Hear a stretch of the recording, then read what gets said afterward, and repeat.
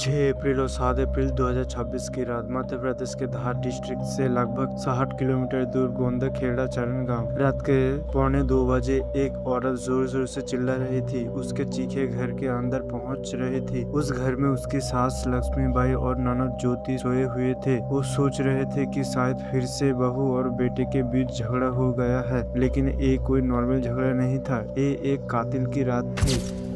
सास और ननद चीखे सुनकर उठ खड़े हुए। वो तेजी से अपने बेटे के कमरे की तरफ दौड़े। कमरे के अंदर घुसकर देखा तो उनका बेटा देव कृष्णा पुरोहित बेड पर मुंह के बल पड़ा था। उसके सर धारदार हथियार से बहुत गहरा घाव था। चारों तरफ खून फैला हुआ था। बहू प्रियंका आंगन के तरफ एक कमरे में थी। उसका हाथ और पैर अपने ही साड़ी से बंधा हुआ था। वो रो रही थी और चिल्ला रही थी। सास और ननद समझ नहीं पा रहे थे कि ऐसा क्या हो गया। जब वो बहुत करीब गया तो उन्हें पता चला कि उनके बेटा जिंदा नहीं था। फिर चीख पुकार मच गई। पड़ोसी दौड़ कर आए। सब ने मिलकर देव कृष्ण को उठाया और हॉस्पिटल ले गया। डॉक्टर्स ने उसे मृत घोषित कर दिया। तुरंत पुलिस को फोन किया गया। थाना रच की police, SP Mayank Awasthi, ASP, SDOP, forensic team, dog squad सब मौके पर पहुंच गए। प्रियंका ने फैमिली और पुलिस को बताया कि 2-3 बदमाश घर में घुस आए थे। उन्होंने उसका मुंह पकड़ लिया, पति को जगाया नहीं। घर का सामान देखा। जब देव कृष्ण जागकर विरोध करने लगे तो बदमाशों ने उनके सिर पर धारदार हथियार से वार कर दिया। 30 लाख के जेवर और 50,000 कैश लूट कर भाग गए। लेकिन पुलिस को जल्दी ही शक हो गया, क्योंकि प्रियंका के बयान हर बार बदल रहे थे।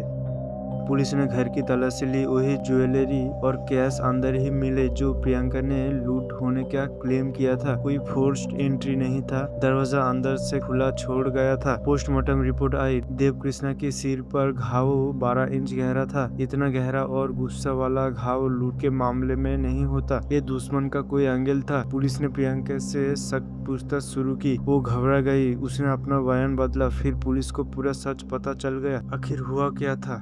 1 अप्रैल 2015 की बात है। देव कृष्ण और प्रियंका की शादी हुई थी। प्रियंका तब बहुत छोटी थी। ये बाल विवाह जैसा था। महाराष्ट्र के पन्नाखेड़ी गांव से थी। शादी के बाद प्रियंका पति के साथ शारीरिक संबंध बनाने से मना करती थी। हर बार बहाना बनाता था। थक गई हूँ, सर दर्द हो रहा है। झगड़ा होता तो वो मायके चले जाती है। 2020 में ननद ज्योति को उसका मोबाइल मिला। उसमें एक लड़के से चैट चल रही थी। ये लड़का था कमलेश पुरोहित, राजगढ़ का ढाबा मालिक, शादीशुदा और 2 बच्चे का बाप था। प्रियंका का उसके साथ अफेयर 2017 से चल रहा था। प्रियंका रोज देव कृष्ण को ह्यूमिलेट करती थी। कहती थी, तुम काले हो, मुझे डिजर्व नहीं करते, कोई और मुझे डिजर्व करता है।